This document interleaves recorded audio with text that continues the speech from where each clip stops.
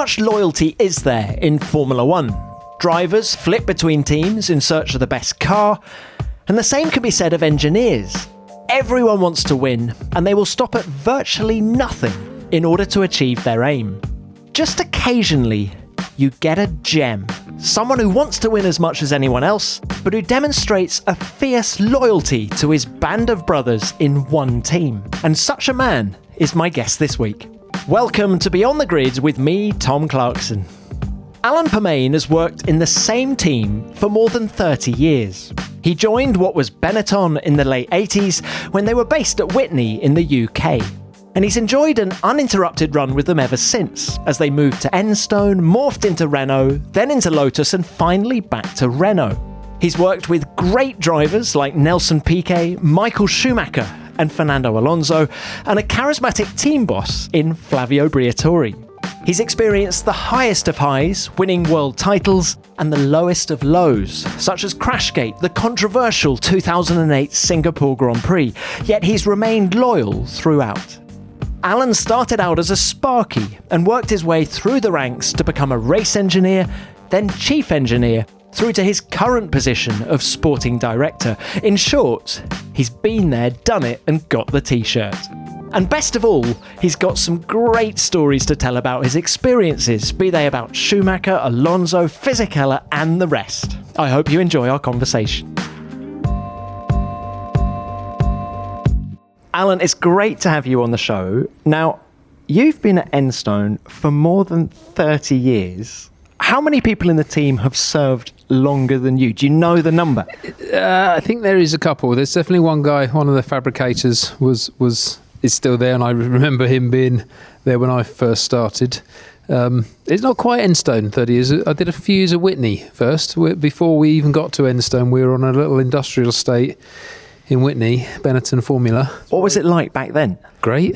It's as it is now, honestly. It was exciting times for me. I'd just turned 22 and got a job in Formula One, and I'd just come out of an electronic apprenticeship, and had my eyes open to the world of Formula One. It was awesome.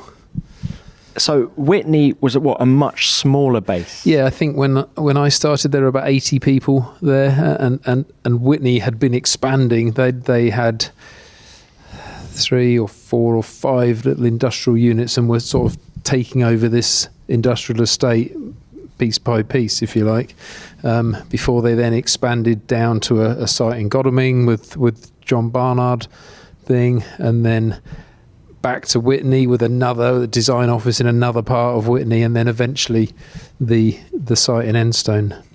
Whitney sounds quite like Red Bull Racing in Milton Keynes, how they've sort of taken over. Yes, it is, and I've been out there and seen that, and it's that, but on a much, much smaller scale than that.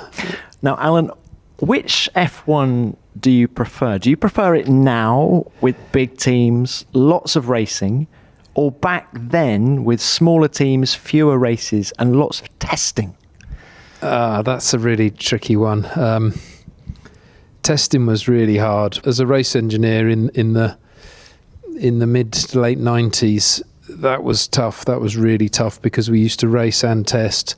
So there were fewer races, of course, but we used to jump on planes overnight I can remember going from Montreal to test for a test in Magny-Cours 2 days later, and you'd go via London and overnight to London, and then jump on a plane to Paris, and then drive from Paris for 3 or 4 hours down to Magny-Cours, and then do 3 days of testing with 2 cars. That was very hard. I'm not sure I could do that now. I was a lot younger in those days, and it was still on physically, the road the whole time. Yeah, just race test. The racing's always fun. Testing is one of those necessary evils. If you're allowed to do it, you do it because you learn all the time. So we did, of course. We tested an awful lot, and especially in the tyre war era when it was sort of Michelin versus Bridgestone. We were testing it was tyre testing. We were basically going away tyre testing every week, and that was that's hard work. That's long hours and quite a slog. Can you give us some idea what a tyre test would have involved at the time? I mean, how many sets of tyres would you throw at the car on any given day? Maybe 15, 16 sets. It was new tyres every run, new tyres. It's so expensive, and so if you think about the environmental impact on it now, I mean, what we're doing now is we use 13 sets a car a weekend, and we don't really do any testing now, and we're still thinking, wow, that's wasteful. I mean, what we did then was hundreds and hundreds of sets, and I don't think you could justify it now, really. How has race engineering changed during your time, during these 30 years? I haven't race engineered a car for... The last time I engineered a car was 2006. Fizzy. So long time ago was when I last race engineered a car. So that's not an easy question to answer, honestly. But as sporting director, are you still getting involved in that side, or do you leave it to the guys? Not much at all, and I can see them roll their eyes when I, try and suggest the odd thing or throw in the odd tidbit, which of course I do because I want to. That's a very enjoyable. That was a great part of my career, being a race engineer, and I still miss it. That was certainly one of the highlights. It was being a race engineer and learning how to be a race engineer was one of the great parts of it. But it's changed so much now. I couldn't begin to set a car up now at all, and so much of it is there's so much more detail on the aerodynamic side, on the cooling the brakes. That there's sheets and sheets of how to what specifications of drums and ducts and all that sort of thing, and how to, so it's, you're not just cooling the brakes now, but you're heating the tyres. There was none of that in my day. You only thought about the brakes. You didn't really think about what the effect of that would be on tyre temperature or anything. That's far more recent. Do you think there's too much data now? Is there less reliance on the driver-engineer relationship? I don't think so. That hasn't changed. That's one thing I don't think has changed at all. Yes, there's a lot of data. Whether there's too much or not, I don't know. I don't think so. I think that's just a natural progression of where the world is. There's just more data everywhere. But the engineer and the driver relationship is, I would say, exactly the same, almost identical. They're still between them trying to carve out the best setup for the car and extract the absolute most lap time that car is capable of, and that is the engineer's role, and that hasn't changed. And then there's more people. We have a tyre engineer at the track now. We have an aero engineer at the track now. We certainly didn't have those in my day. There's an ops room now with full support of on a Friday. There's 30 odd people there as well looking at stuff, and that wasn't there. But the goal. And the thing that guy, that race engineer at the front of the garage talking to the driver, his goal's exactly the same. Is it strictly a business relationship between the engineer and the driver, or is it more than that? Do you have to almost be a friend to be able to extract the most from them? It's a complicated relationship. It really is. No, it's not a business relationship. That's it's definitely not a business relationship. You have to have there has to be some respect both ways for it to work properly. You have to be able to give him a bollocking when he's not doing well enough, and the driver has to accept that, and they have to also accept that they're being paid multi-millions of pounds, and I've certainly worked with drivers that have been, and you're telling them off and saying this isn't good enough, and that's rare, of course, but when things aren't right, there has to be that level of respect between them, for sure. And so it's much more than just a business relationship. They're not best mates, if you like. But there's more to it than a working relationship, definitely. We'll get back to Alan in a moment. A lot of the big cheeses in Formula One are investment experts. And if you're looking for ways to grow your wealth over the long term, investing could be the right option for you too. Free Trade is on a mission to make investing simple for everyone, no matter what your experience level. And you can start investing from just £2. Their award-winning investment app is FCA authorised and FSCS protected and lets you buy and sell stocks, ETFs and investment trusts. And unlike other brokers, Freetrade doesn't charge any commission fees. They are passionate about long-term investing with a transparent pricing model with no hidden fees, offering the option to sign up for a general investment account, a stocks and shares ISA, or you can sign up to Freetrade Plus with more advanced order types and a bigger stock universe to explore. Now, don't forget that when you invest, your capital is at risk. The value of investments can go up as well as down, and you may receive back less than your original investment. But go to freetrade.io/beyondthegrid. That's freetrade.io/beyondthegrid. And if you register and fund your account, you'll get a randomly allocated free share worth between £3 and £200, such as Greg's, Rightmove or Apple. So visit freetrade.io for more details. In this day and age, it's quite rare to have a one-team man. Why have you always been at Whitney/Enstone? I thought you might ask something like that. It's not an easy one. I have flirted with other teams and other teams have flirted with me over the past, but I think I would say that this team has been incredibly good to me.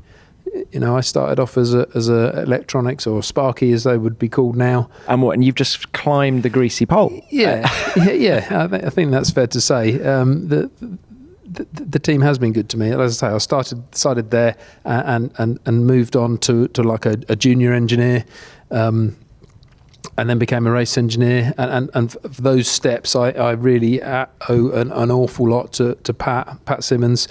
He taught me how to run a car, how to engineer a car, and he was one of the best, certainly, that I've seen or worked with. He was really good, and that gave me a really good grounding and on how a car worked and what made it go fast and the things to focus on and that sort of thing, and also the finer points of dealing with is the wrong word, but working with, let's say, people like Flavio and drivers and stuff. So Pat employed me to start with. Pat Simmons and Pat Fry interviewed me back in Whitney. In 89? Back in 88, actually, they interviewed me and gave me the job.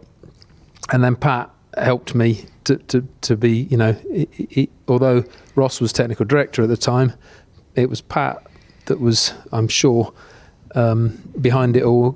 Gave me a job as like a junior race engineer. I can't even remember what the title was, and it ended up being a little bit of a engineering dog's body to start with, but then sort of, again, Pat took me under his wing and I was kind of his assistant race engineer. And again, that was in the days before there was a great support network. The race engineer did everything, and there wasn't even such a thing as a performance engineer in those days. So I was like his assistant, if you like. Do you value loyalty? Do you think you'll spend the rest of your F1 career at this team? Honestly, I don't know. What I want to do is win with this team, and ask anyone there. Ask Cyril. He knows how passionate, how competitive, and how frustrated I get when things don't go well. So I don't want to just say, no, I'm just here until I retire. Absolutely not. What I want to do more than anything is win again with this team. That would be that's what I want to do. And at the moment, you'd say it's absolutely going in the right direction. Well, let's talk a little bit more about that. Cyril, back in 2016, talked about a 5-year plan to get you winning, which takes us to now. Has it been a little bit harder to get back to the front than you guys were expecting? No question of that. It's incredibly difficult when you're faced with the sort of steamroller that is Mercedes at the moment, and I think now that there's no doubt, of course, that we've struggled with both chassis and engine for a while, and driver. We've got ourselves an absolute top line driver at the moment that's helping things. But it's taken a little while to get the engine to where it is, or the power unit to where it is, to get it performing well, to get it reliable. It really is there now, and that isn't anything we can look back on and say we're being beaten because of that. It's very decent, that's for sure. And the rest of it is down to getting the down to getting the chassis where it is. But it's you're going up against those two teams, the Red Bull and Mercedes, are incredible machines. And if you look back at how they've been funded, and you can't just keep going on about money, but if you look back at who's had the most money and who's won the championship over the last 20 or 30 years, you probably see a very strong correlation. So when you look at Mercedes, what one thing stands out? What makes them so strong? Is there one thing where you go, we need to be more like that or do it like that to beat them? It's too big for one person to be able to say that, that's what we want, and that's why you need the right people in aerodynamics. You need the people that know what they're doing there in vehicle dynamics, in all, in design, a strong technical director. In all areas, you need that it's people. I'm sure that's what's helping them a lot, is their continuity, but it's not just that. It's their facilities and their ability to throw money. A lot of people talk about Formula One teams being efficient and that sort of thing. I don't think that the big teams over the past years, efficiency isn't where it is. It's doing everything and then picking out what actually makes the car go fast. So you're doing absolutely as much as you can development wise and trying all sorts of different things, and then taking what's good, rather than a smaller team like us looking at some design studies and stuff and saying, okay, that's going to work, we need to do that sort of rear suspension because that's going to make the car fast, or these particular aero parts, and concentrating on that. I don't know for a fact, but I'm sure to spend the sort of money that we think those teams have been spending, you just do everything, and you have that many people that you can do everything, and then you take what works. And how much better is something like the power unit? Because you had it in 2015. Was it light years better than what you've been using before? Than the 2014 Renault, it was a step, and I'm probably going to get in trouble for saying that, but I think it's a mark of where we are now to say that there's nothing between them now. That's for sure.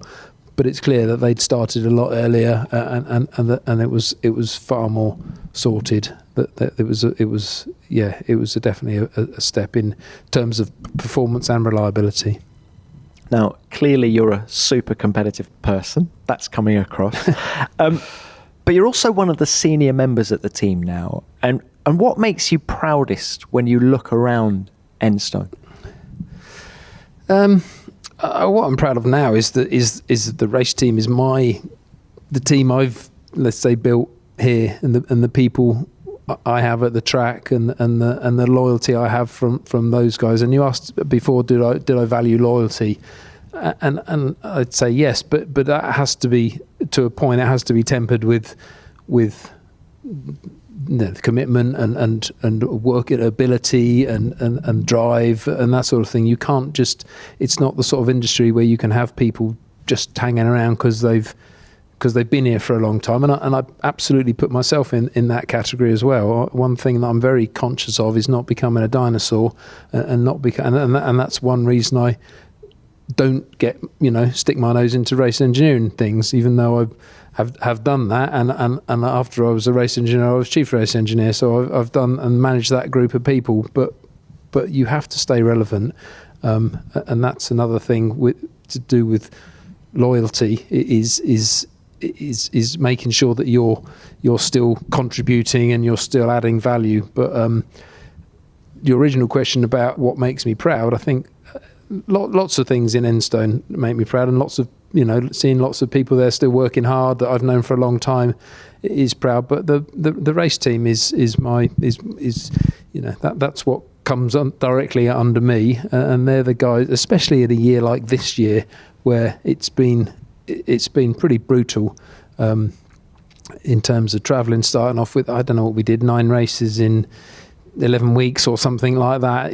It's unheard of, and just to see people just get on with that and not feel privileged, but also acknowledge that other people are struggling a lot more. There's this year has affected everyone, of course, in the whole world, and But if we look at ourselves, I think we are a little bit privileged, to be travelling around the world and doing what we do. There's some sacrifices we make, of course, being tested and stuff like that, and it's difficult travelling, but compared to what a lot of the population is putting up with, I think we're very fortunate, and to see my guys just getting on with stuff, even though the schedule is really tough, that makes me proud. Can we look back at your time at the team by talking about some of the people you've worked with? And Sure. Can we start by talking about drivers? So you were interviewed in 1988, you joined the team 1989. I was testing for a couple of years. So my first event I went to was an Imola test with Johnny Herbert and Alessandro Nannini in 1989. And I can remember that vividly. I can remember, I was 22. I'd never been to the track before. It was amazing. It was awesome. And I can still remember, I think it was a 3-day and then there's some talk of it extended it to 4 days. And I remember all the mechanics were moaning and bitching about it. And I was just thinking, what are you talking about? This is the best thing ever. Another day of this. And it was good. First race I did was, I think, Phoenix in 1990. That was my first race, and I did a bit of stand-in because we looking after the radios and helping out with some bits and bobs. And I did 3 or 4 races that year, and then I started racing properly from the early part of 92. So let's take it back to 1990, because you've worked with various world champions along the way. Nelson Piquet joins the team. I can remember Nelson having a very big influence on the team. I don't think we'd had a little Benetton, hadn't had a sort of superstar driver like that before, and I'm sure he changed a lot of things. He coincided that he came with he didn't come with, but he came at a similar time that John Barnard came, and Giorgio Ascanelli was sort of had taken over from Pat as head of race engineering, so that he came with a lot of sort of process changes and things like that of the track. He won races, didn't he? So. Yeah, he won. He won at the end of 90. I think he won. Did he win the last 2 races of 1990? I think it was Japan and Australia. Yeah, he did. He had a 1-2 in Japan. That was and I think Flavio takes credit because he put him on a points bonus or something. Oh, that's right. I remember that. Yes, it probably cost Flavio a lot of money. Yes. But yes, I do. Yeah, you can see you're jogging my memory. I do seem to remember there was an awful lot of talk about him being remotivated and that sort of thing. Probably quite a different team to what he'd been in before as well. But I can remember, and I just talk about that Imola test. I'm sure he was driving for Lotus then, and that's one of the things I remember is watching him going around the track in the yellow Lotus at that test.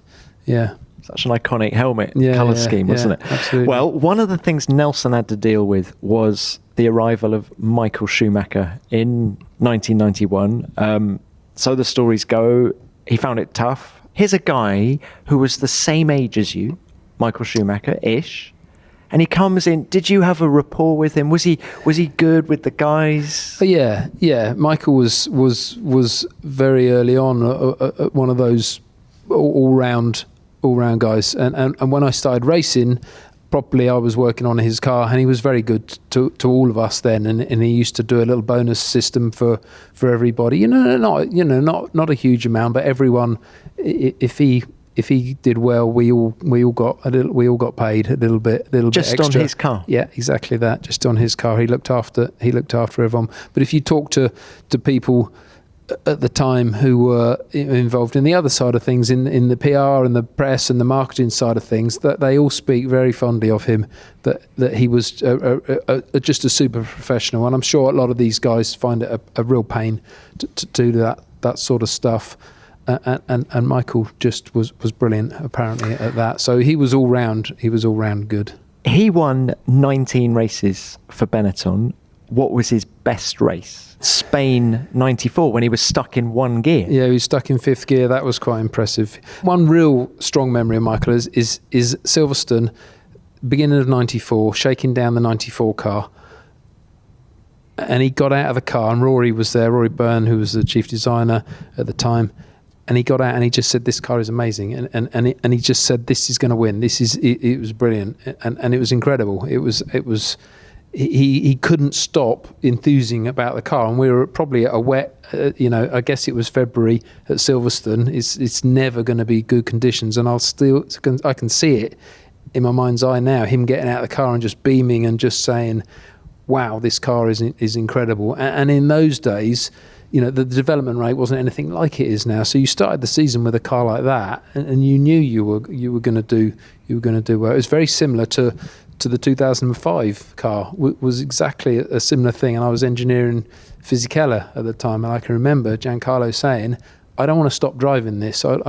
Drivers hated testing, and a lot of them still do, and especially in those days where we used to do so much. He said, I just want to drive. I just want to stay out. I just want to keep driving. It's so nice to drive this car. And I was talking to Fernando about it last week in Imola about those cars, because we were talking about Imola and the last, we did the two races, 2005, 2006. They were almost the same but flipped over. I think Michael won 2006 and Fernando won 2005, but they were really tight races. And Fernando was talking about those two cars, 5 and 6. And saying that car, he said you could do anything with that car, anything at all. And he said it didn't matter where I qualified. He said I knew I had a shot of winning, even if I qualified 5th or 6th. He said I knew I had a shot of winning with that car. So that's a memory of Michael that really stands out. Another one was that really stands out of that era was Suzuka 95. Winning the Constructors' Championship, because we'd with all the shit that had gone on in '94 with disqualifications, fire, it should have been a fantastic season for us, and we did win the Drivers' Championship. Of course, marred in controversy, but getting chucked out of Spa because of the plank, and then getting chucked out of Silverstone because of the overtaking on the formation lap and then the black flag. The whole thing was a bit sour, and to win the Constructors' Championship, I still remember that for a very long time was my best race ever, for a very long time. That 94 season, what was the vibe like in the team when you kept being knocked back whole time? It was tough. It was very tough. Would you say that was your toughest season in Formula One? I don't know. I've never really thought about it in those sort of terms, honestly. I can just remember just thinking it just felt unfair at the time, and I'm sure there's a lot more to it than meets the eye. We've just had an indication, actually, that car number 5, that's Michael Schumacher, has got to do a stop-go penalty. Schumacher is going to be black flagged. What is happening to Michael Schumacher? Because his team are obligated to tell him that he's got to come in. He either hasn't seen that black flag or ignored it. And that means that Schumacher's race is over. He will at some point have to come in, and in fact, the more he goes on, the worse this situation gets, because he's black flagged. It's the end of the race. It just felt harsh what they were doing, and we were naive for sure as well. So to give Michael a penalty in Silverstone for overtaking on the formation lap, that's harsh. But then ignoring the black flag when we got a penalty, didn't serve the penalty, then had a black flag, that just compounded things, and it wouldn't get to that stage now. And I'm sure now you wouldn't get a penalty for doing something like that. You'd get a slap on the wrist, and it would be more normal. And the plank thing, I can remember that it was almost one of the first races after the planks were introduced, and part of the and I think I'm right in saying this, and I'm sure someone will correct us, but the plank had to measure more than 9 mil. It had to be nominally 10 mil, and if it was less than 9 mil, you were out. But because it was early days, they then said, well, we'll allow that at the point, but it must weigh, it can't weigh less than 90% of its original weight, sort of thing. And I know it did there, and I know that did, and we still got chucked out of that race, and that felt harsh. That felt really difficult to take. feels like you remember it like it was yesterday. Yeah, there are little things like that I do remember, because it felt like we had the best car by a long way.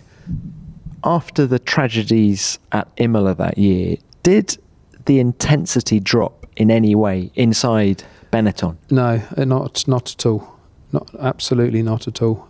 After that terrible weekend, the cars were hacked about and downforce was reduced, and I'm sure that car didn't retain its competitiveness.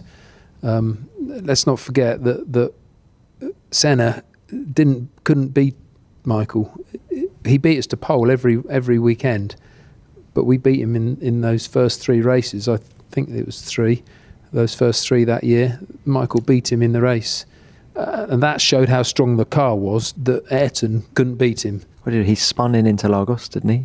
In fact, he spun at Interlagos, and then he spun again in Japan. And then he had Autopolis. He spun at the first corner and was hit by Larini, wasn't he? So it was quick over 1 lap, but I think it was a handful, wasn't it, the Williams in the race?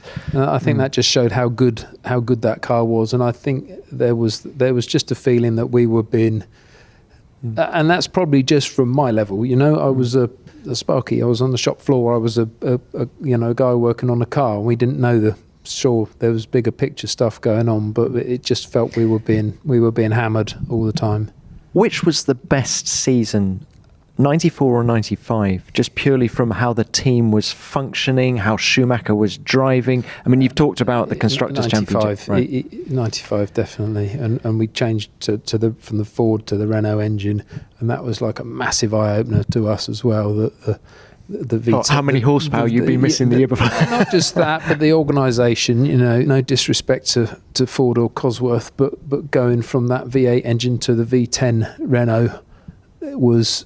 It was a different league, and must have been really satisfying to go in and beat Williams in year 1 with the Renault, which they'd obviously been helping to develop. It's always nice to beat Williams, of course. And in those days, there was a very strong rivalry between the teams. I mean, kept on a decent, level at my level, and we would have a beer with the guys and then that sort of thing. But there was always a very strong rivalry between the 2 teams. So yeah, very nice to do that.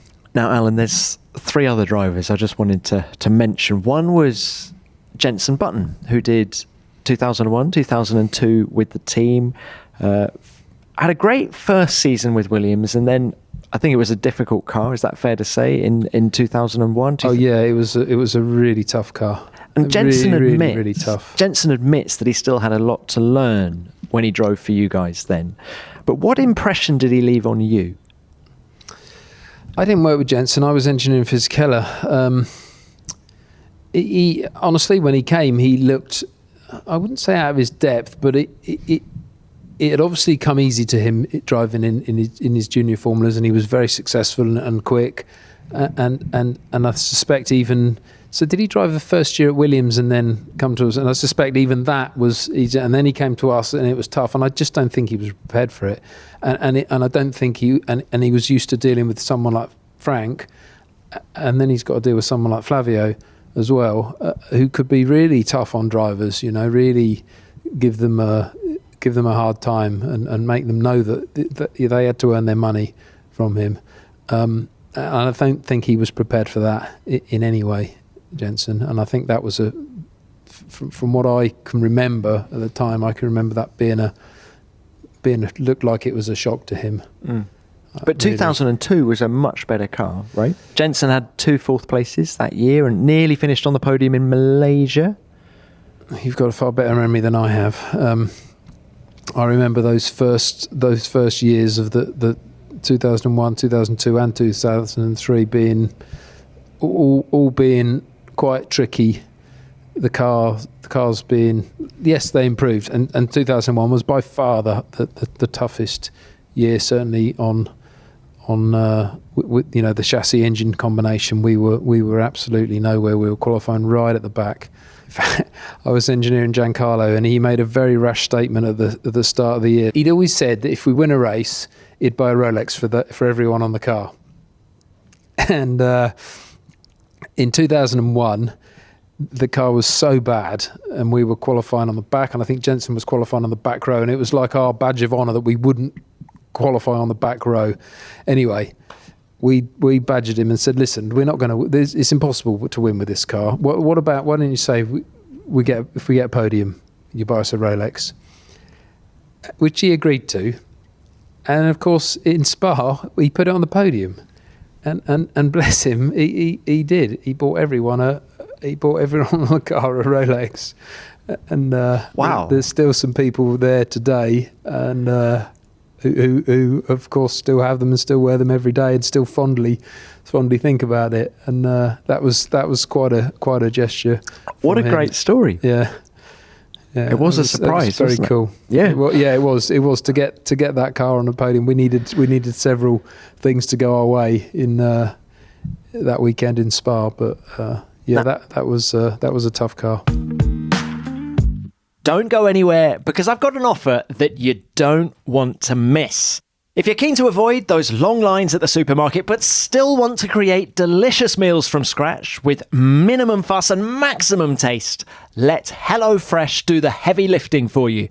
HelloFresh provide flexible delivery options, and their flexible subscription means that you can change, pause or cancel your deliveries whenever you need to. With over 30 recipes to choose from each week, there's something for everyone to enjoy. Tasty favourites from Colcannon cottage pie, which I highly recommend, Bombay-style curry and cheeseburgers to flavoursome stews and veggie options. All you need to do is log on to the HelloFresh app and start building your mouth-watering menu.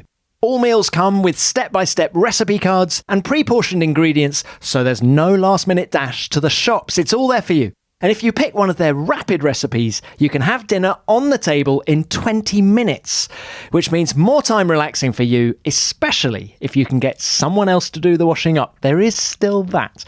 Great value for money, wholesome food delivered to you. Get 50% off your first HelloFresh box and 35% off your next 3 with the code Formula1. Go to hellofresh.co.uk and enter code Formula1 to redeem this offer. You've mentioned Fizzy a few times now, so let's talk about Fizzy. He did 2 stints at the team, 98 to 01, and then 2005, 6, 7 as well. How good was he? He only won a couple of races for you guys. Yeah, he was very good. He on was, his day. Yeah, absolutely. He was good. He was a great driver to work with. I loved working with Giancarlo. We got on very well. We I guess we learned a bit together, you know. I think what was a shock to him was when Fernando came, or when they were put together in 2005, that he couldn't beat Fernando, and I think that was tough for him to take, because he'd pretty much been on top in that first stint. So there was 4 years I think we did together, the finishing with that tricky car in 01. But we'd been on the podium many times before. He was a bit of a Canada specialist. He was always seemed to be on the podium in Canada. Monaco was always kind to us. Why was he so good in Canada? You're absolutely right. I don't know. I don't know. He was one of the drivers. You know, when I said earlier, you had to have this little bit of respect for him, and he would lose a bit of focus in the race every now and then. And he was one I would have to say, you know, concentrate, just stop, you know, daydreaming and get on with the job. Get your head down, get on with it. Did you have that conversation over the radio in Japan 2005? Remember he got overtaken by Kimi on the last lap? No, I don't think so. I think that was Kimi just in a quicker car at the time, was just faster than him. I don't think he wasn't particularly not concentrating or anything like that. It was a shame, but I think Kimi had come from the back, hadn't he? I think 17th. Yeah. No, I absolutely don't hold that one against him at all, Giancarlo. How had he improved from the first stint to the second stint? That's not an easy one to answer, because the second stint we had this car that was just incredible. The 2005. And especially with that was with the single tyre rule, and again Michelin had done a tyre, such an awesome tyre that could do qualifying and the whole race, and so it it's difficult to know how Giancarlo was, because we were always being measured up against Fernando, and he won the first race of the season that year. I remember that very clearly in Melbourne, and then I don't think won another race until Malaysia the following year, which was great. I remember that clearly because Flav said I think with 2 laps to go, he said, "Alan, if he wins, you go on the podium," and which was really, a fantastic gesture, and what an experience that was. But I think we were just trying to beat Fernando the whole time, and of course Fernando is exceptional and was just that next level that we couldn't do, and any time. I'll tell you one thing about Fernando. Any time we were quicker, which was very rare, Fernando really, it got to him, and he would work that bit extra harder. So it wasn't often it happened. I think Indianapolis one year we were quicker than him, and you could see the frustration in Fernando and the determination come out in him that he just refused to be beaten, if you like. But it was those times of few and far between. What is the most impressive attribute of Fernando Alonso? It's his speed. Honestly, I haven't worked. I didn't engineer Fernando ever. I suspect I did a test or something once or twice. His adaptability as well was incredible. So in 2004, I was engineering Trulli. We did get the better of him once. Then we won in Monaco. That was a great weekend. That was my first win as a race engineer. That was pretty special. But Fernando had this way of driving that car where he would really hammer the front tyres to make however the tyre car combination was. He would have this really sharp turn in and use that somehow to stabilise the car, and was very tough on front tyres. And we had refuelling in those days, so multiple stops were common. And I remember saying to Giancarlo at the start of 2005, I remember exactly where we were, sat in the canteen in Enstone, thinking, we're going to get this bloke, because we got one tyre for qualifying in the race. There's no way he's going to make that. We're going to figure out a way. And Fernando just overnight changed his driving style completely to cope with that single tyre rule, and all of a sudden was super gentle on the left front tyre and didn't hammer it. So I think adaptability is one of his key strengths. Of course, he's phenomenally quick, but I think adaptability and just having dealings with him again since this summer in preparation for next year, is his attention to detail. It's incredible, and just questions, and can we do this, and why didn't you do that, and just all sorts of things coming all the time, non-stop. So that's going to be a good year next year. Well, how excited are you to have him back? Yeah, definitely. Do you feel the whole factory's got a buzz about it because he's coming? It's difficult to say, because the factory is in COVID times is difficult to. It's not. That's one of the real tragedies as well. One of the sheer joys of racing is going back to the factory on a Monday morning after a good result and seeing the whole factory buzzing. It's difficult at the moment like that. Honestly, with it like that, because people are segregated. The people are working from home and that sort of thing. But there's no doubt people are. I mean, there's a lot of people there who haven't worked with him. Don't forget, it was a long time ago when he last drove for us, 11 years ago. So there's a lot of people who don't know him and that, but for sure, people are excited. Are there lots of parallels between him and Michael in the way they go about the job? Intensity, the way they deal with the people in the team, the way they adaptability, something you've already talked about. Is that a common trait? Yeah, I can't answer that one honestly. I didn't work with Michael on that sort of level, on an engineering kind of level. Speed, for sure, they've both got it. And if you just watch some of those battles between the Ferrari and the Renault in 2006, you can see that they're both they're both there. It's difficult to comment on that, whether on the similarities between the two. There's an intensity to Fernando, isn't there? Oh yeah, absolutely, absolutely there is. And I can feel that. I feel that on the end of my phone a race weekend when he's texting or he's on the messaging me on the laptop saying don't forget this or think about that, and he's sat at home and he's listening to our meetings through there, and you think, oh yeah, okay, yeah, he's got a point there, and we need to make sure we do that. And I know that is only going to be tenfold when he comes. What have you heard about the Bahrain test last week? Do you feel he's have the engineers said that he made progress and it's all a step I don't forward? think it's honestly about us judging Fernando in that test. That test is I had feedback from him about how good our little, what we call our race support team is, and we've got a lovely little independent set of guys that we use to do those sort of events, and we also use that as a training school for race team, for mechanics and engineers and truckies and all those sort of things. In the old days, you'd have a test team to sort of blood people in, and we don't have that now. And the feedback I had from Fernando was great about how good that team was and how much they'd helped him and supported him and that sort of thing. I think for him, driving around a Bahrain track at 50 degree, whatever it was, in the middle of the day with the car on what Pirelli call running promotional tyres or driver academy tyres, they're not the same as the tyres we have here.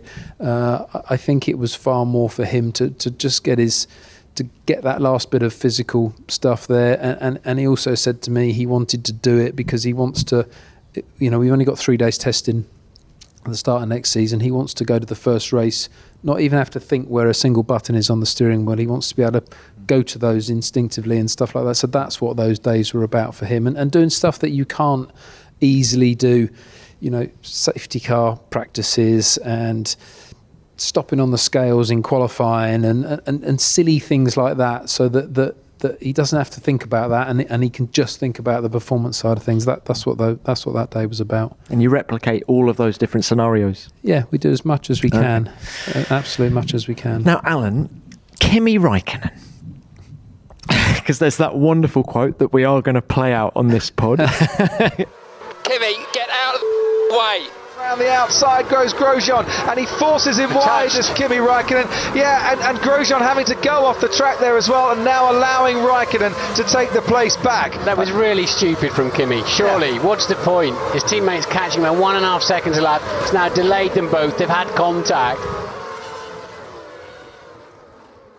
The impression from the outside, tell me if I'm wrong, was that perhaps you didn't always get along. I don't know if that's fair, but just what we're sort of fed through the TV.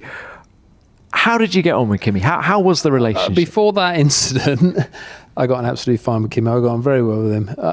This image he gives you guys is completely cultivated, I'm sure. He because he doesn't like doing media and stuff like that. He's really just completely normal, chatty. I can remember Kimi phoning me during Christmas week one year just to say, hi, how are you? Happy Christmas. How's the family? And that sort of thing. And just completely that his public persona you'd think was completely out of character, but wasn't. It's fair to say after the incident where we call it Radiogate. Really? Okay. It's fair to say that since then things were a little bit frosty. And again, it's difficult for him to accept that a driver coming up behind him was much quicker and was heading for the podium, and I think did get on the podium. Roman finished third, yeah. Yeah. Would I change the way I handled it now? Probably, definitely. But I think at the time there was a frustration there. There was a feeling that Kimi was being selfish and wasn't putting the team where he could have put the team, and so that's where that came from, and that's history. We've spoken since. We're cool as far, I'm sure. I'm sure I'm not on his Christmas card list, but it's fine to stop and say hello in the paddock and be civil and that sort of thing. Is Kimi the real deal? Did you see things in him where you go, yeah, I now understand why he's world champion, and that reminds me of Alonso, that reminds me of Michael Schumacher and all the other great guys you've worked with? Yes, definitely. What's frustrating with Kimi, and I don't want to pretend I'm any sort of great driver guru, is that you can also see that he puts in the minimum effort. That's for sure, and I'm sure others will tell you the same. But what a talent! What a huge talent! I mean, really, the 2 races he won for us, he won by driving as slow as he could. I think that wasn't, they weren't fights; they were real, quite easy wins. But you just kind of think, what if he put in the intensity that Lewis puts in? Or Lewis appears to put in. Again, I don't know Lewis, but anyone you talk to who knows him says he's just completely, that's all he's interested in.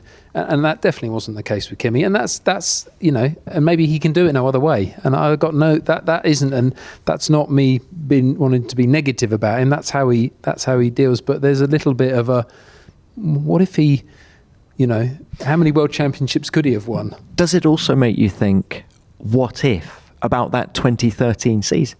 Yeah, definitely. Had Fernando Alonso Fernando been said to me in 2014, he said, if I was in your car last year, I'd have won the championship. That's what he said to me. And again, that's one of those little things that sticks in your head. It was at an airport check-in queue somewhere, and he said I could have won in that car. I mean, it was a good car. I mean, the Red Bull was really something else. So it was, and especially Sebastian in the Red Bull, that was, they were untouchable. We did manage to beat Mark a couple of times, but not Sebastian. We couldn't get close to him. But Fernando thinks he could have won in that car. Well, there's like 5 world championships that Fernando came so close to. Yeah, exactly. Yes. Another guy, Robert Kubica, raced for you in 2010, 3 podiums. Funnily enough, you also tested him after his crash when he came back, didn't you, at Valencia? Yep. Was Robert right up there with the best of them pre-rally crash? Yes, undoubtedly. Yeah, he was. He is another. Just lives and breathes. There's nothing else at the time of driving Formula One and winning and doing well and thinking of every possible thing he can think of to make the car go faster and to do better. He was super impressive. Just seeing your body language then makes me think, did you really enjoy working with him? Yeah, absolutely I did.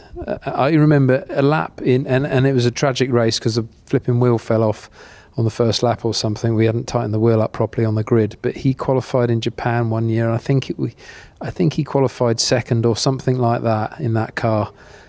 But he got out of the car and he was completely white and shaking. And he said I can't even talk at the moment, and he had to go and sit and sit down for a while and calm down. He said, I've never done a lap like that. I never put that sort of effort in to a lap before. And I don't know if he'd scared himself or what he'd done, but he can be quite an emotional guy, Robert. And when we tested him in Valencia, he did a similar thing. He got out of the car after the day's running and just went off and sat on his own for a bit to just, I don't know if it's because he couldn't talk or he just wanted to just absorb it, but he just sat quietly for a bit and then came and had a chat, and that was, I think that was quite an emotional day for him to get back in the car in Valencia. And when you heard of his rally crash, was it one of those moments where you can remember exactly what you were doing, what you were Yeah, I can remember where I was. I can just remember this sort of emergency meeting being called. It was a Sunday morning, I think, or a Saturday. It was a weekend anyway. And Gerard Lopez, who was our not team principal at the time, but I guess group or chairman, calling a meeting and just thinking. We were just sort of brainstorming what can we do. Robert's out. We don't know how long he's out for. At that time, we didn't know anything much about it, and just trying to work out how. And of course, it was very clear that to replace a driver like that at short notice is impossible. There wasn't an Alonso lying around or a Schumacher lying around, and that's the level he was. Absolutely, that's the level he was at. Mm. Now we've talked different eras. You mentioned Lopez, but can I just go back? There's a couple of things I wanted to ask you about Flavio Briatore.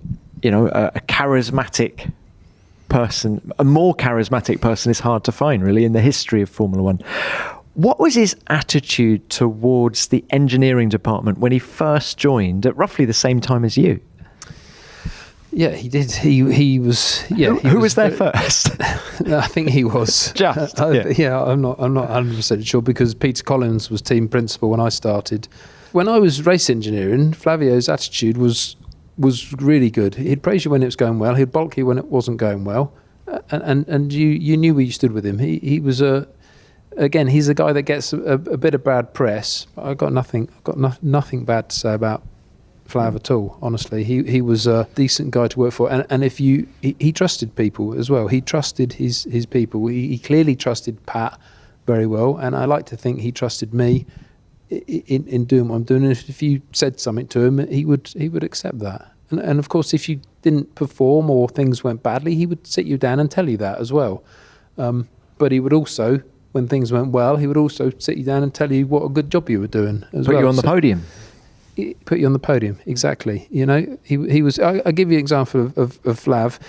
Many years after all the Crashgate stuff had happened, we were on the grid somewhere, and I think it was in the some of the sort of dark days of Lotus when things were going really badly, and he happened to be there, and he said, "How's it going?" And, you know, it's okay, and blah blah blah.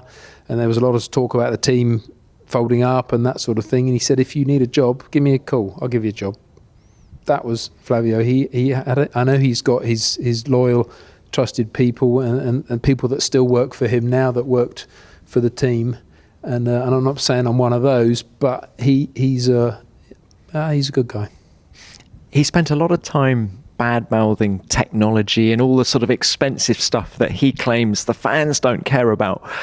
But that being said, did he give you the tools that you needed? Yeah, if ever you needed something tech that he was bad-mouthing, he would get it for you. If you go back and if you take my previous comment that the best funded teams win the championships, if you look back at what we had in 2004, 5 and 6 in terms of funding, I imagine we were right up there with anyone else. And he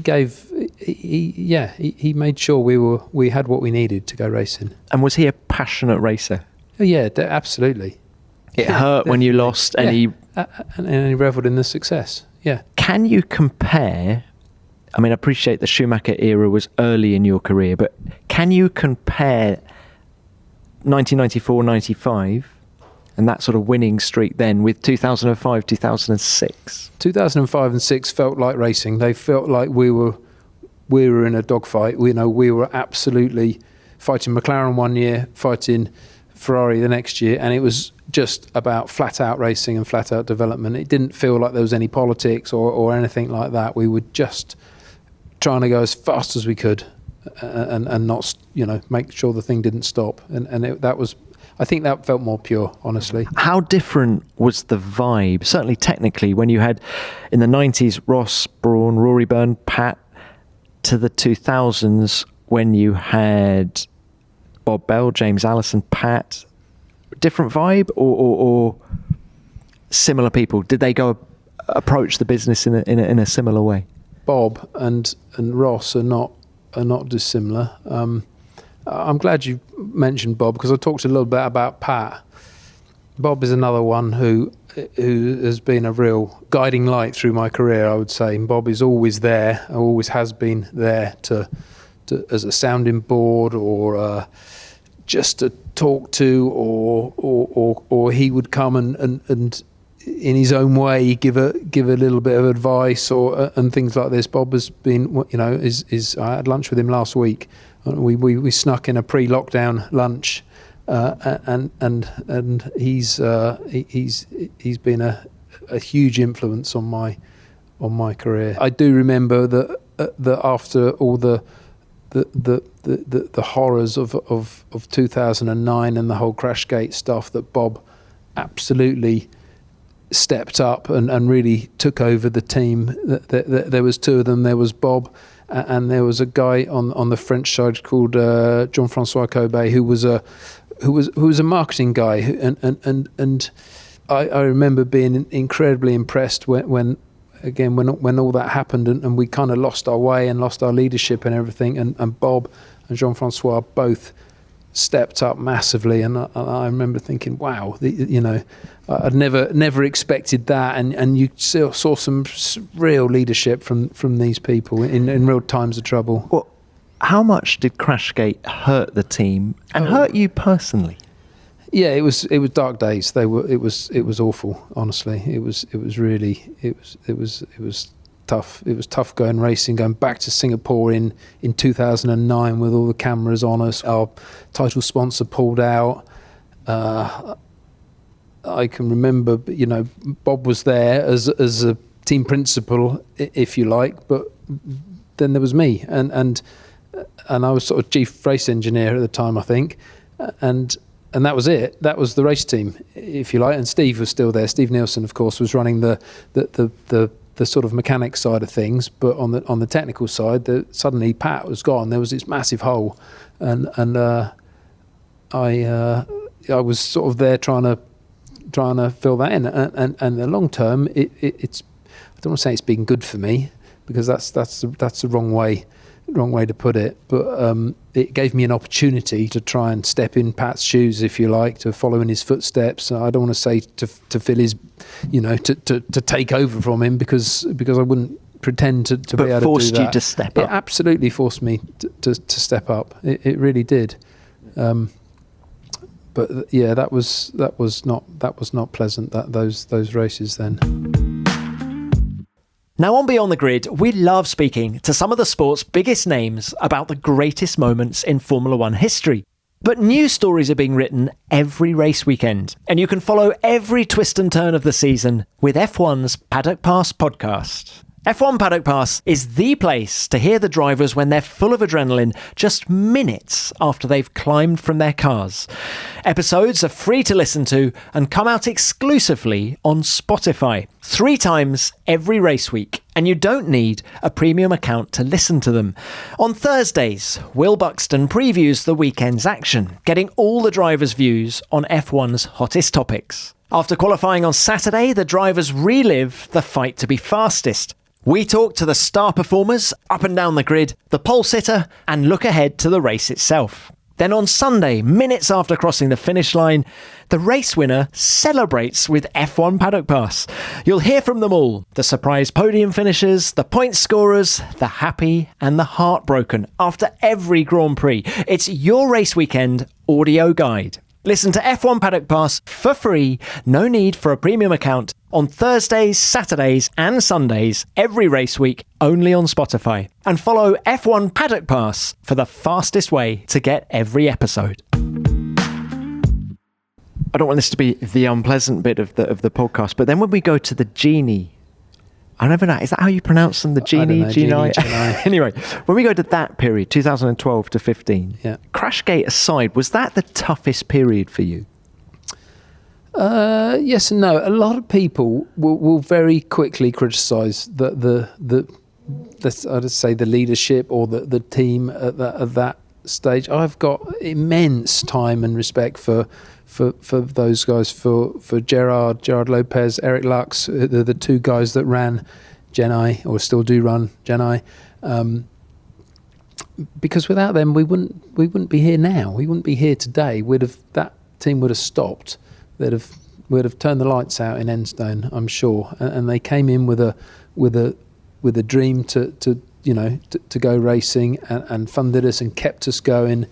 And I think in the end, of course, it got difficult for them. It got very difficult, and I think personally they were putting, their own money in. It was difficult to find sponsors. It's a real shame, because we were, 12 and 13. The car was immense. It really was. And then unfortunately James fell out with them, and he went, and that was that again. We had that tough transition, because James was, and again, I talked about Bob fondly, just equally fondly talk about James as a person that was, an awesome colleague and an incredible person to work with and work for, but a friend as well, and a close friend, and that's. We're talking, of course, about James Allison. James Allison. Have you been surprised that he's gone into Mercedes and kept the juggernaut going and made it better and sharper? Not at all. No. James is one of these people that he'll stand up in front of the whole factory and tell them the best, what we're going to do, the way forward is we're all going to walk off this cliff, and 500 people will follow him. I promise you, he's an incredible leader, and I'm not surprised at all in what he's doing there, what he's done there, what he's doing there, and just carrying on what Bob started back in, whenever it was 2000, whenever 13, 14. Bob was technical director there. Bob started the roots of that. When you're at Lotus and money is getting tight, I'll never forget, was it 2015, seeing you guys, I think it was Suzuka, you couldn't get into your hospitality area. Yeah, that was horrible times, really. That. But how tough is it to focus on the racing when you're in that kind of situation?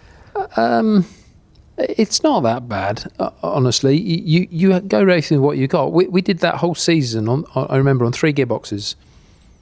So never mind 3 gearboxes a weekend. But just put that into context.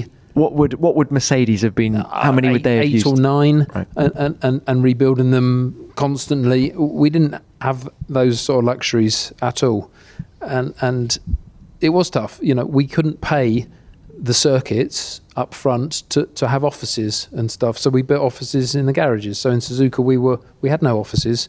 We carved a bit of the garage out and set up in there, and you just got on with it, honestly. And it was difficult. The hardest, one of the hardest things was for the guys, for the team, that not knowing if they were going to get paid or not. That was tough, but we still get paid, and that's again where I have a lot of time for those people. They may have been late sometimes, but we always got our money. They always found a way in the end. I mean, it wasn't easy. It was very, very difficult, and especially if you've got a family and a mortgage and not really knowing when the money's going to land. But it always did. So let's bring it up to the current. We've now got Cyril. You're going to be Alpine. Yep. As of 2021. And one of your drivers next year isn't Daniel Ricciardo. That's a slightly odd way of phrasing the question, I know, but how sad are you to be losing Daniel? Very sad, honestly. He's very cool. He's in and out of the car. You don't meet many that are pretty much, spot on both ways. And he's done a great job in building a very strong team around him. In terms of engineering and his mechanics, his people in the garage. There's you can tell, and pre-COVID, when he would come to the factory and the whole team would be gathered in the race shop, you can tell there's just love from everyone for him. And I think other drivers have. I remember Nico. Nico had been with the team for a while, and it was well loved.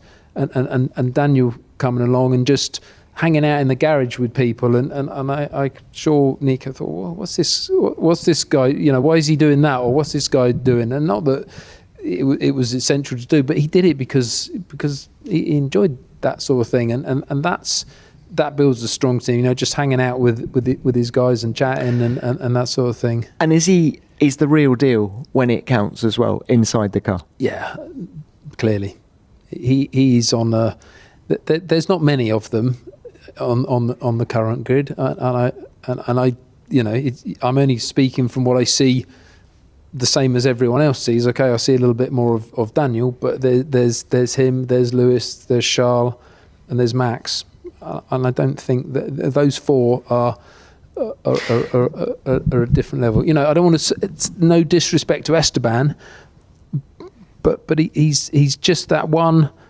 half a tenth, 1/10 behind. And where we are, that can be a lifetime, and he's striving hard to close that gap, and learning from Daniel where he can, and how he acts, and how he sees what he's done with his team, and is doing the same, and he's doing a great job. And if he can emulate him and have that same success, then great. Do you think Daniel's been surprised by the progress you guys have made in 2020? I'm sure he has. I tell him every week it's not too late to change his mind. Seriously, I do. And of course it's tongue-in-cheek, and of course I know he can't change his mind, and of course he doesn't even pretend to say that he would even consider it, because out of respect to his new team and all that. But who knows, if this had been a normal season and you weren't, people weren't making their minds up about team changes before we'd even really turned a wheel, who knows where we'd be now. But we are, so we just have to deal with that, and without that we wouldn't have Fernando back. So one door closes, another one opens for the team, if you like. And then throwing it to 2022, Fernando Alonso's big on saying that it's a 2-year project for him. Yes, he wants to get results in 21, but it's all about 22. How confident are you that 22 is going to level the playing field and you guys can be genuine challengers? I think level the playing field is going to be a stretch, honestly, because don't forget these big teams, they've got these resources. Yes, we've got a cost cap, and that is going to help. That is going to make a very, very big difference, in terms of the people you can have. They won't be able to have 1,000 people working on a chassis. You just won't be able to afford that number of people. But don't forget all the investment and the capital expenditure they've done over the last 5 years. That's all there. That's all still there, and that's all still, the rigs and dynos and all that sort of stuff is still there. I'm very confident about our 2022 car. I've seen some things about it, some things about the layouts and that sort of thing. We're feeling quite bullish about it, let's say. You guys have been ramping up the facilities as well. Yeah. If you compare the Enstone of 2020 to the Enstone of 1992, I mean, it's not the same. It's not the same place at all. And you talked a little bit. We talked a bit about Whitney growing and Red Bull growing. Well, Enstone's done the same. There's several. There's many other buildings now. There's a wind tunnel. There's that we want to make even bigger. There's R&D buildings. There's huge, great machining buildings that are, where we've got these fantastic machines that I wouldn't even pretend to know how to, how they operate and stuff like that. So Enstone is, yes, it's much bigger, but I still don't and I don't want to. Again, it's not an excuse. We're not at the level of those teams. We haven't been spending 300 million a year or whatever they've been spending for the last 5 or 6 years. We've been spending half of that, but we are confident. We are looking forward to then. We talked about Fernando, and it's interesting that he was, I won't say writing off 2021, but he's definitely, since seeing the last few races, it's clear that this car is capable. Daniel Ricciardo for the first time since 2018, and Monaco is going to get back onto the podium. Renault are going to see one of their drivers on the rostrum for the first time since 2011. Is that a podium? That's a podium. Yeah, nice shot, mate. It's a podium, Daniel. Thank you. Awesome shot, mate. Oh. Finally. Persistence pays off. When he sees Daniel doing that in the car, I'm very sure he knows in himself he can do better than that. So that's his benchmark. That's the minimum he's going to do in it, is what Daniel's doing in it. So he's excited. It's been on the podium a couple of times, and I'm sure he thinks he can do even better. Do you think with these 2022 rules, we're going to see less innovation in Formula One? Are they that tight? I don't think so, because we'll always find a way to innovate, to do things. I think what they want to do is kind of peg that innovation back a little bit, so that if you do something, they can reverse it a bit quicker. But I don't know. I'm not necessarily sure that they'll. There's no way that what I don't know how many there is, how many guys Ross has got working on that on the side of things, and of course you've got Nicholas at the FIA, Nicholas Tombazis at the FIA, all very clever guys. Each team's got 100 of those trying to outwit them. So there will be stuff. There's no doubt there will be stuff. But what I know what Ross wants to do, he wants to make it so that if you get that performance kick on someone, that isn't locked in for the year. He wants to be able to, or it's not locked in for 2 years or whatever. He wants to be able to peg you back. And arguably that's a good, that isn't what your Formula One purist will want, but the fans want to see close racing. There's no doubt they want to see racing. And you're starting to sound like Flavio. But you're look, because there's two bits of tech I did want to ask you about. Do you think we're likely to see something, for example, like forward-facing exhaust, which you had on the R31 of 2011? No, I don't know, honestly. I think Formula One now, that was about aerodynamics. That project, that forward-facing exhaust project, was about aerodynamics, and it was about putting the exhaust flow where we thought it was needed most. It coincided with the change of tyre. I think we went from Bridgestone to Pirelli, and had a different set of circumstances, and you didn't want it to be balanced. You wanted more help at the rear. And then we saw these rear blown diffusers and that's what made the cars really quick and made them really work in those days. That's fascinating. So had you stayed on Bridgestones that year? I don't know. No one will know that, but that's why that car was done like that. It wasn't done for packaging. It was a nightmare, that car, those exhausts. Reliability was tricky with it. It was it was a pig to build. It was undoubtedly heavier, but the theory was that the car was, the car before was reasonably nicely balanced. Let's put downforce in the centre of the car and make it go faster, and that's what those exhausts were designed to do. Yeah. And then we had a different set of circumstances in 2011. And we may never see things like mass dampers in 2006. Now, tell us the story about that. It was banned eventually, I think, for being a movable aerodynamic device. Yeah. And I remember you guys, I don't know you, Alan, but I remember Fernando at Monza 2006, off the charts angry, Flavio going completely mad. Anger, proper, genuine anger. I don't know, was that anger with that, or was that anger because he got a penalty for allegedly blocking a Ferrari? It was all going on, wasn't it? I remember that was the year we were in a dogfight with Ferrari. That's for sure. And I remember Felipe getting a 3-second tow around Monza from Fernando, and then claiming he'd been blocked, and Fernando getting a penalty from it. If you look now, you only need to look now to see what they're all trying to do. If you got a 3-second tow at Monza, that's what you want. I know that. Fernando was properly angry then. Really, really upset about it. Really upset.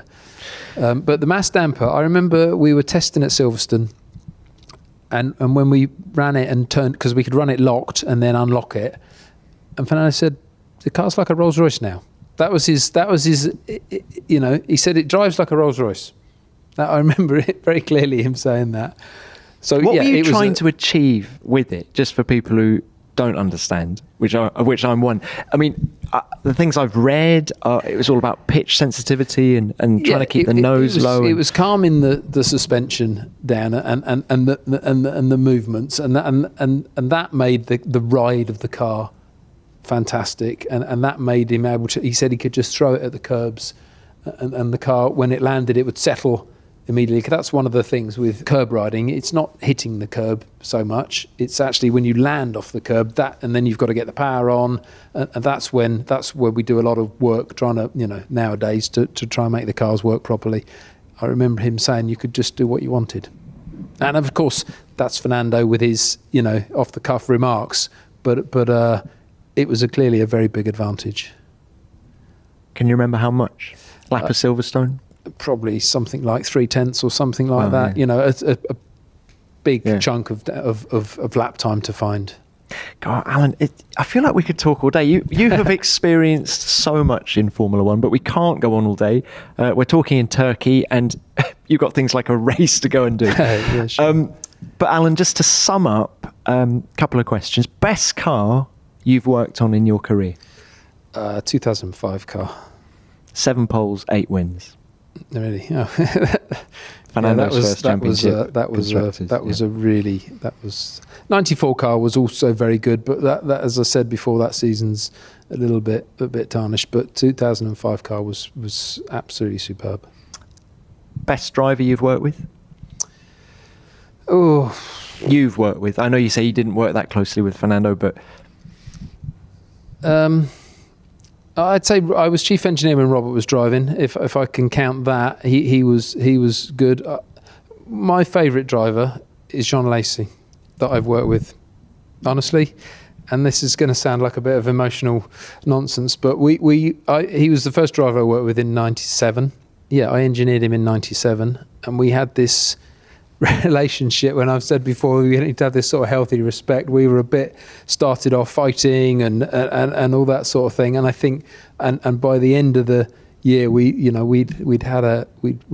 I remember clearly we went testing in Monza, and we stayed an extra day or 2 days just testing. And at the end of it, we sort of said, we got a pretty good car here. This has been really worthwhile. And I think we were testing dampers or something really quite laborious and hard work, and put it on pole for the race. So we finished the season well. We're very close now. I would classify Jean as one of my very best friends, and spend as much time together as possible. That's not fair to say, because we live in and sort of breathe in different atmospheres. But we'll go and stay with him when possible, and we always we always sit and just talk and chat and spend a day or 2 days just having fun, basically.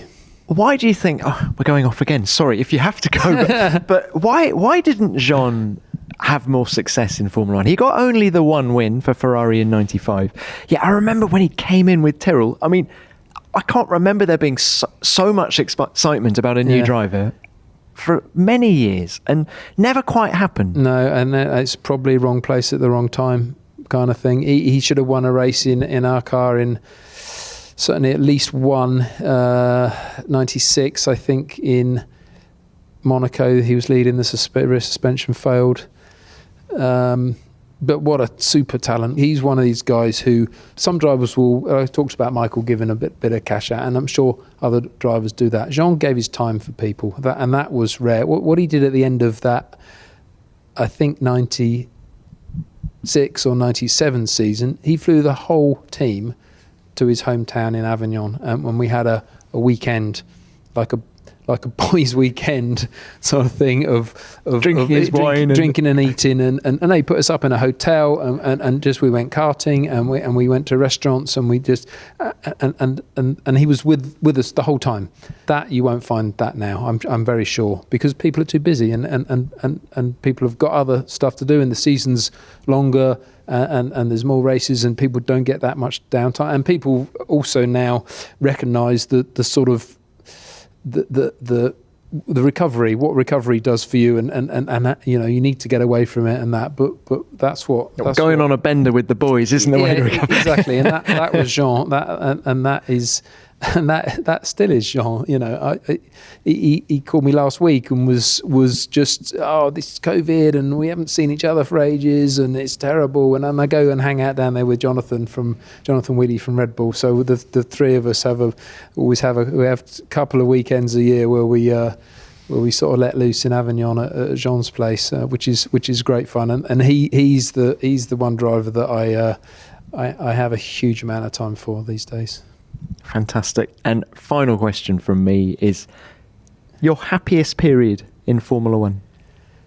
Oh, that is a super question. That's really, really tough, because there's been good, I could say now, honestly, what I do now, I absolutely love my job. And I talked about being privileged, traveling the world and that sort of thing at the moment, while other people can't. I feel privileged that I just love what I'm doing. You know, I really enjoy to be, and I've moved away from the technical side of things now, and I'm in far more a sort of a management role, which sounds a bit dull, but being a sporting director, you know, working with the FIA, working with Formula One, we a year or so back worked very closely with them with Nicholas and with Steve Nielsen from F1 on new regulation, you know, which were the 2021 regulations and now 2022 regulations. That's good, and I get a lot of satisfaction from that sort of thing. But everything's been, you know, good. Being a race engineer is pretty cool. Honestly, it's a fantastic job. I remember going from being a race engineer to being promoted to chief engineer, and being a bit lost, and standing on the grid and not having a car to worry about, and you're worrying about people far more than cars, and that was tough. That was difficult. That was a difficult transition.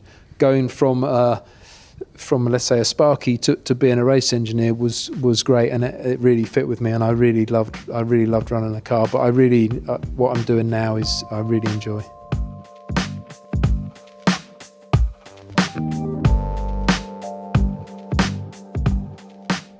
How do you begin to pick out highlights from a chat like that? There were so many surprises, laughs, and wonderful tales, and my overriding feeling after listening to Alan for an hour is respect.